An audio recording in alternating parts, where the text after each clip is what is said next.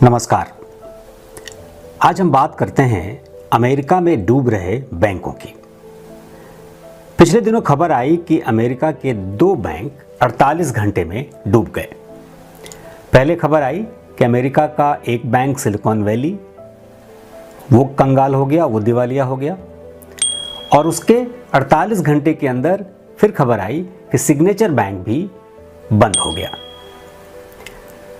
अब अमेरिका के बैंकों के बंद होने से, डूबने से क्या क्या परेशानियां हो सकती हैं या क्या क्या परेशानियां दिख रही हैं, इस पर बात करना ज़रूरी है। जब से यह खबर आई कि अमेरिका का सिलिकॉन वैली बैंक डूब गया है, उसके बाद से सोशल मीडिया से लेकर डिजिटल माध्यम पर लगातार इस बात की चर्चा होने लगी और एक बड़ा तबका इस बात को सीधे सीधे हिंदुस्तान से जोड़ने लगा कि क्या सिलिकॉन वैली बैंक के डूबने से भारत की अर्थव्यवस्था पर असर पड़ेगा, भारत के लोगों पर असर पड़ेगा, भारत की कंपनियों पर असर पड़ेगा। तो इस बात को हम समझेंगे। इस बात को समझने के लिए 3 मुख्य बिंदु मेरी नज़र में दिखते हैं जिस पर बात करना ज़रूरी है। पहली बात कि बैंक डूबते क्यों हैं, इस पर हम सबसे बाद में चर्चा करेंगे। दूसरी बात कि क्या अमेरिका के डूब रहे बैंक वाकई भारत की अर्थव्यवस्था के लिए खतरा है या उससे उनकी समस्या बढ़ रही है। और तीसरी बात कि जब ऐसी स्थिति होगी, अगर मान लीजिए कि हिंदुस्तान में ऐसी परिस्थिति बनती है, तो उन जमा पैसों का क्या होगा, यानी भारत के जो लोग हैं उनके जो बैंक में पैसे जमा हैं उनका क्या होगा। इस तीसरे बिंदु के साथ साथ ये भी समझने की ज़रूरत है कि सिलिकॉन वैली में अगर हिंदुस्तान के लोगों के पैसे रहे होंगे, यानी कि हिंदुस्तान की कंपनियों के पैसे रहे होंगे, तो उनका क्या होगा। तो सबसे पहला जो सवाल आता है कि क्या सिलिकॉन वैली या सिग्नेचर बैंक जो अमेरिका में डूब रहे हैं, उनसे भारत को डरने की, चिंतित होने की, परेशान होने की ज़रूरत है। क्या वैसी स्थिति हिंदुस्तान में भी आने वाली है? क्या हिंदुस्तान की अर्थव्यवस्था भी गड़बड़ होने वाली है? क्या अमेरिका में 2008 की तरह की मंदी आने वाली है? ये बहुत सारे सवाल तैर रहे हैं, बहुत सारे सवाल लोगों के मन में, आपके हमारे जहन में उठ रहे हैं और इन सब सवालों के जवाब लोग तलाशने की कोशिश कर रहे हैं। ज़्यादातर लोग हिंदुस्तान में अमेरिका के बैंकों के डूबने के साथ साथ ज़्यादातर स्थितियों में लोग सीधे सीधे भारतीय अर्थव्यवस्था पर प्रहार कर रहे हैं। देखिए, भारत की अर्थव्यवस्था पिछले दिनों में मजबूत हुई है, इससे तो कोई इनकार नहीं कर सकता, लेकिन एक पूरा धड़ा, एक विपक्षी धड़ा जो आंख मूंद कर विरोध करता है, जिसमें बहुत सारे तथाकथित बुद्धिजीवी लोग भी हैं जो ये कहते हैं कि सिलिकॉन वैली बैंक के डूब जाने से भारत के बैंकों पर भी असर दिख रहा है। हमें तो नहीं दिखता। खैर, अब मैं इसको थोड़ा विस्तार से आप लोगों को समझाने की कोशिश करता हूँ।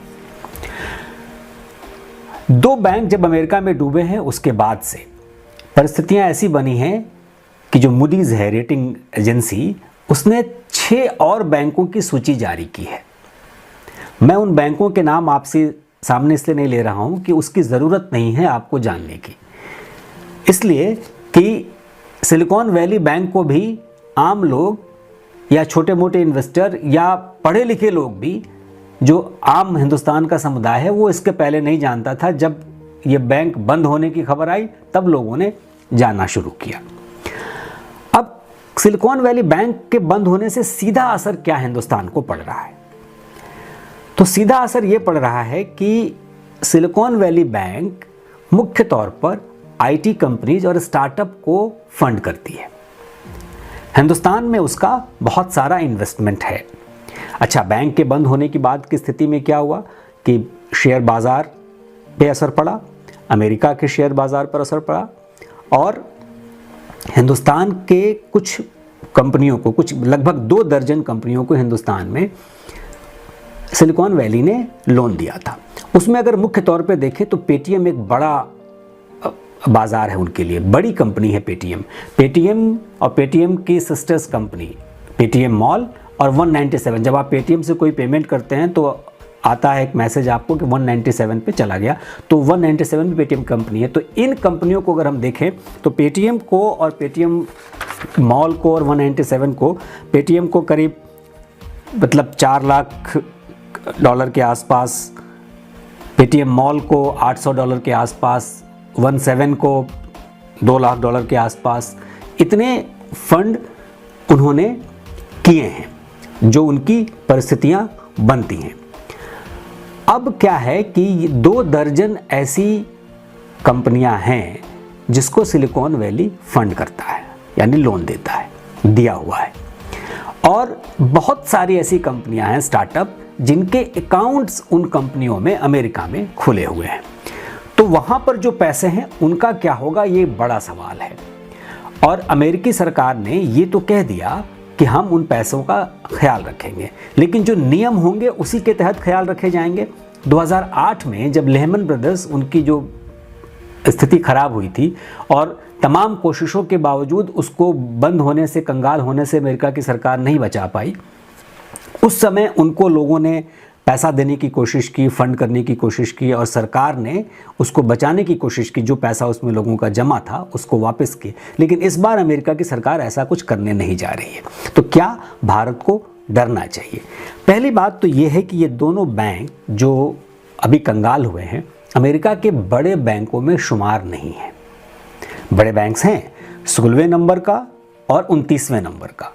तो सीधे सीधे अगर देखें तो उनकी अर्थव्यवस्था पर डायरेक्ट प्रहार उनकी अर्थव्यवस्था पर भी नहीं हुआ है, लेकिन असर तो पड़ेगा उनकी अर्थव्यवस्था को। हिंदुस्तान में इसका असर इसलिए नहीं पड़ेगा कि हिंदुस्तान की अर्थव्यवस्था अलग अलग तरीके से, अलग अलग चीज़ों की वजह से, अलग अलग वजहों से मजबूत हुई पड़ी है। अब देखिए, इसमें एक सवाल आता है। अब ये सवाल कितना मौजूद है, लेकिन मेरे दिमाग में आया तो मैंने कहा आपसे मैं शेयर कर दूं। 2019 में इस सिलिकॉन वैली की नेटवर्थ जो थी वो थी 5.8 लाख करोड़ 2019 में। मार्च 2022 में, एक साल पहले, इस कंपनी की नेटवर्थ थी 17.47 लाख करोड़, यानी करीब 6 लाख करोड़ से 17.5 लाख करोड़ तक ये कंपनी 3 साल में पहुंच गई, जिसमें 19 के बाद 20, 21 और 22 ये पूरा कोविड का काल है। अब आप समझिए, तो कोविड की स्थिति में क्या हुआ कि कोविड में स्टार्टअप्स को बहुत फंड मिले हैं। आईटी सेक्टर्स को, डिजिटल माध्यम पे काम करने वालों का एक बाजार बड़ा बना है पूरी दुनिया में। इसलिए इस बैंक का प्रोग्रेस हम देख सकते हैं। लेकिन हिंडनबर्ग जैसी एजेंसीज अमेरिका में बैठ के क्या इस कमियों को, इन चीज़ों पर ध्यान नहीं दे सकती थी? वो इसलिए ध्यान नहीं दे रही थी, या उसने इसलिए ध्यान नहीं दिया होगा क्योंकि वो एक सट्टेबाज कंपनी है और वो उन्हीं कंपनी पे सट्टा खेलती है जिनके शेयर्स गिरा करके वो लाभ ले सके। अगर वो कंपनी शेयर गिरा करके डूब जाती है तो उसका कोई लाभ नहीं है।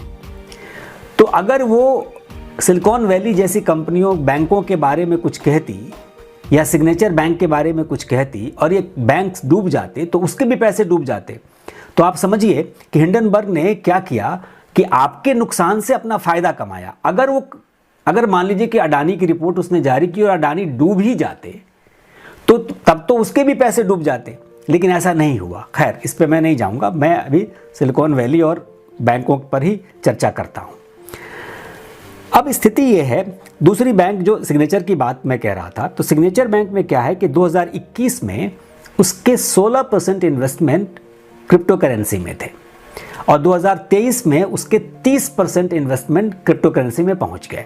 तो यानी कि क्रिप्टो करेंसी का भी मार्केट एक बहुत स्थिर मार्केट नहीं है, बहुत डामाडोल कर रहा है। तो उधर भी ध्यान देने की ज़रूरत है कि वहाँ इन्वेस्टमेंट किस तरीके से किए जाएं ताकि वो समस्याएं नहीं हों।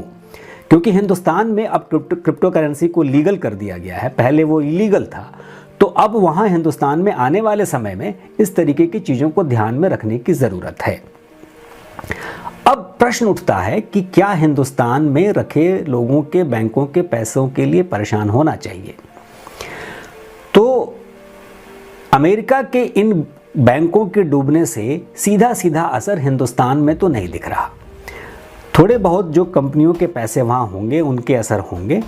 और चूंकि हिंदुस्तान में भी क्या है कि अगर आपके बैंक में पैसे हैं और बैंक अगर डूब जाता है, सरकार अगर मदद नहीं करती है, तो आपका जो इंश्योर्ड मनी है वो 5 लाख है। 2020 तक वो मात्र 1 लाख था। आपने कितने भी पैसे डाले हों, वो 2020 तक ये था कि आपको 1 ही लाख रुपए मिलता, लेकिन अब वो 5 लाख रुपए बढ़ा के कर दिए गए हैं। उसी तरीके से हिंदुस्तान के बाद जब आप वहाँ पहुँचते हैं, अमेरिका में पहुँचते हैं, तो अमेरिका में ये सिस्टम है कि $2.5 लाख आपको मिलेंगे, चाहे आपने उसमें कितने भी पैसे डाले हों। तो जो श्योरिटी और एश्योरेंस है वो उतने पैसे का बीमा के तहत, मतलब इंश्योरेंस के तहत तो आता है, तो वो पैसा तो उतना मिलना है, वो तो मिलेगा।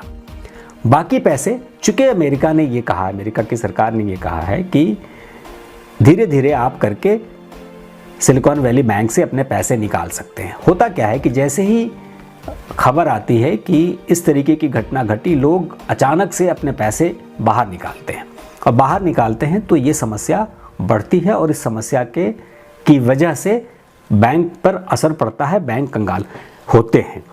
हिंदुस्तान में क्या है? हिंदुस्तान में मुख्य तौर पर अगर बैंकों पर असर पड़ता है तो वो एनपीए की वजह से पड़ता है, नॉन परफॉर्मिंग एसेट्स की वजह से। यानी बैंक लोन देती है। देखिए बैंक का सिस्टम क्या है, आप पैसा रखेंगे, आपको उस पर इंटरेस्ट मिलेगा। मैं हिंदुस्तान की बात कर रहा हूँ, बाकी जगह भी मिलता है लेकिन बहुत कम मिलता है, बहुत जगह अलग अलग सिस्टम में मिलता है। बहुत पेचीदा मामला है बैंकिंग को समझना, तो इस पर हम कभी कभी विस्तार से भी बात करेंगे। लेकिन हिंदुस्तान में क्या होता है, आप बैंक में पैसे रखते हैं, आपको उस पर इंटरेस्ट मिलता है, आपको ब्याज मिलता है, सूद मिलता है, आपको उस बैंक पे रखे पैसे का फायदा होता है, और आपके पैसे को वो किसी दूसरे को, व्यक्ति को, कंपनी को लोन देती है, और उस लोन से वो पैसा कमाती है। लेकिन जब वो लोन उसका डूबने लगता है तो वो नॉन परफॉर्मिंग एसेट्स हैं कि वहाँ रिस्क बढ़ता है। तो पिछले अगर 2 दशक में देखें तो धीरे धीरे बैंकिंग सेक्टर्स में हिंदुस्तान में नॉन परफॉर्मिंग एसेट्स की तादाद बढ़ी है, कम नहीं हुई है। रिस्क फैक्टर्स बढ़े हैं, लेकिन चूंकि व्यवसाय भी बहुत बड़ा हुआ है, इसलिए उन पर लगातार सरकार अंकुश लगाए रखती है। आरबीआई ने बहुत सारे ऐसे नियम बनाए हैं, बहुत सारी सख्तियां बरती हैं, उसके बावजूद भी एनपीए की तादाद कम नहीं हो रही है, और वो बहुत पेचीदा मामला है एनपीए पर ध्यान रखना। देखिए, अब हिंदुस्तान को परेशान होने की ज़रूरत क्यों नहीं है, या हिंदुस्तान की परिस्थिति दुनिया के दूसरे देशों से, खास तौर पर अमेरिका से या यूरोप के देशों से अलग कैसे है बैंकिंग के मामले में। अभी चूंकि कोविड के बाद और रशिया यूक्रेन युद्ध के बाद यूरोप की स्थिति भी खराब हुई है, तो वहाँ पर बैंकिंग सेक्टर्स में परेशानियाँ बढ़ी हैं, इंटरेस्ट रेट्स बढ़े हैं। पहले तो बहुत ही कम था। अगर हम ब्रिटेन की बात करें तो आपको 1 से 2% के भीतर आपको होम लोन मिलता था। तो आप सोचिए कि इतने कम ब्याज पर अगर आपको घर के लिए लोन मिल रहा हो, तो वो बैंकिंग किस तरीके से यहाँ काम करता होगा। लोगों की सुविधा और सहूलियत के लिए सिस्टम अलग अलग तरीके से था, लेकिन अब वो चीज़ें बदल रही हैं। खैर, उस पर मैं अभी बात करूँगा।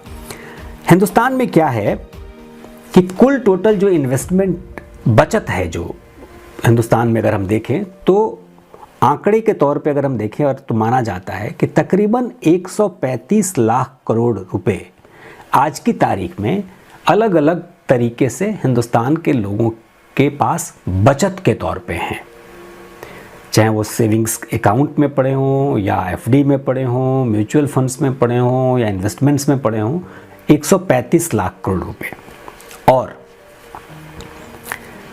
2027 में यही एजेंसियां ये मान के चल रही हैं कि ये जो 135 लाख करोड़ है, 2027 आते आते ये पहुंच जाएगा 315 लाख करोड़। यानी कि इन्वेस्टमेंट के साथ साथ बचत की जो प्रवृत्ति है हिंदुस्तान में, वो हिंदुस्तान की अर्थव्यवस्था को संभालती है, बचाती है। वो बचत की प्रवृत्ति ही उन चीज़ों को संभाल कर रखती है।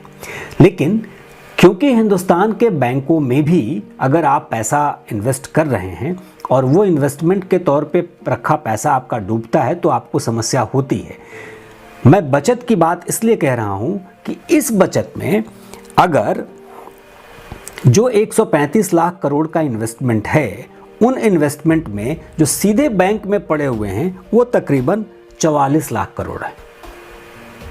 यानी बाकी पैसे ऐसी जगह है कि जहां पर रिस्क बहुत कम है, चाहे आपका सोने में इन्वेस्टमेंट हो, आपका गोल्ड बॉन्ड में इन्वेस्टमेंट हो, आपका एफडी, उस तरीके के, चाहे वो पोस्ट ऑफिस में इन्वेस्टमेंट हो, तो वो जो इन्वेस्टमेंट्स हैं, वो जो आपके सेविंग्स हैं, उसकी तादाद बहुत ज़्यादा है।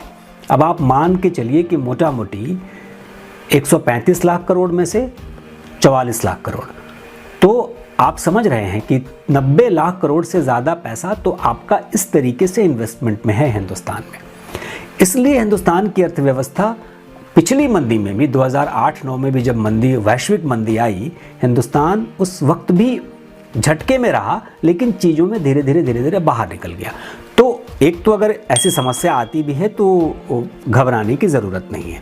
तो जो एक विचारधारा पूरी तरीके से ये साबित करने पे तुली हुई है कि अमेरिका के बैंक बंद हो रहे हैं तो खतरा हिंदुस्तान में भी आ गया और हिंदुस्तान को भी परेशान होने की ज़रूरत है, तो बिल्कुल परेशान होने की ज़रूरत नहीं है। आपके बचत का सिस्टम, आपके काम करने के तरीके, आपकी परिस्थितियां बिल्कुल अमेरिका से अलग हैं। हाँ, ये ज़रूर है कि जब आप बैंकों में पैसा रखते हैं तो उसके इन्वेस्टमेंट के कागज़ों को पढ़ना चाहिए, देखना चाहिए, और पहले तो महज 1 लाख रुपए सिक्योर था, अब 5 लाख रुपए हुए हैं, तो कैसे और कहाँ इन्वेस्टमेंट करने हैं, इस पर थोड़ा बहुत विचार आपको करना चाहिए। क्रिप्टो करेंसी को लेकर के मैं बहुत क्लियर नहीं हूँ कि ये चीज़ अभी भी हिंदुस्तान जैसे मानसिकता वाले की जगह पर, जहाँ पर हम अलग तरीके से व्यवसाय और पैसे के बारे में सोचते हैं, ये कितना कारगर होगा। और इससे, हालांकि हिंदुस्तान में बहुत सारे लोगों ने क्रिप्टो करेंसी से बहुत सारे पैसे बनाए हैं, लेकिन जब एक समय तक वो इलीगल था, उसके बाद अचानक लीगल हुआ, तो उसमें बहुत सारी चीज़ें बदली हैं। और सिग्नेचर बैंक के बंद होने में एक बड़ा कारण क्रिप्टो करेंसी में इन्वेस्टमेंट माना जा रहा है। तो इसलिए उसका भविष्य कैसा होगा, इस पर अभी तुरंत से कुछ कह देना बहुत सही नहीं होगा। अब सवाल उठता है कि बैंक आखिर डूबते क्यों हैं दुनिया भर में। हिंदुस्तान में तो बताया हमने कि हिंदुस्तान में अगर एनपीए आपका बढ़ गया तो आपका पैसा डूब जाएगा, लेकिन बाकी दुनिया के हिस्सों में क्या होता है? बाकी दुनिया के हिस्सों में भी यही होता है। आपके पैसे अलग अलग तरीके से इन्वेस्टमेंट में जब डूबते हैं तो आपकी परिस्थितियां गड़बड़ होती हैं और बैंक डूबते हैं।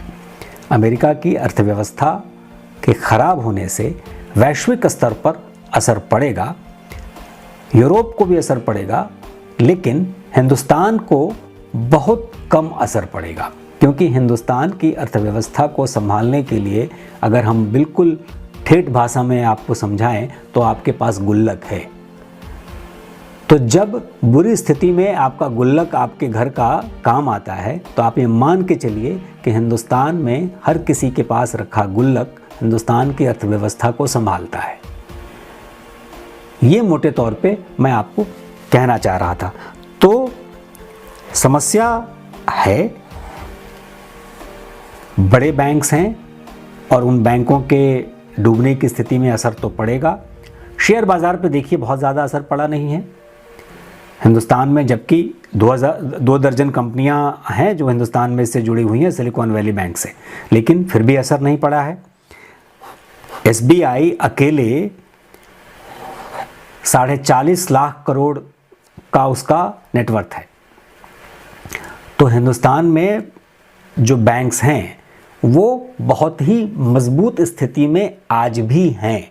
हालांकि एनपीए एक बहुत बड़ा संकट है और एनपीए को लेकर के अभी भी बहुत सारे नियम, बहुत सारे जो कायदे कानून हैं उतने सख्त नहीं हैं जितने होने की ज़रूरत है।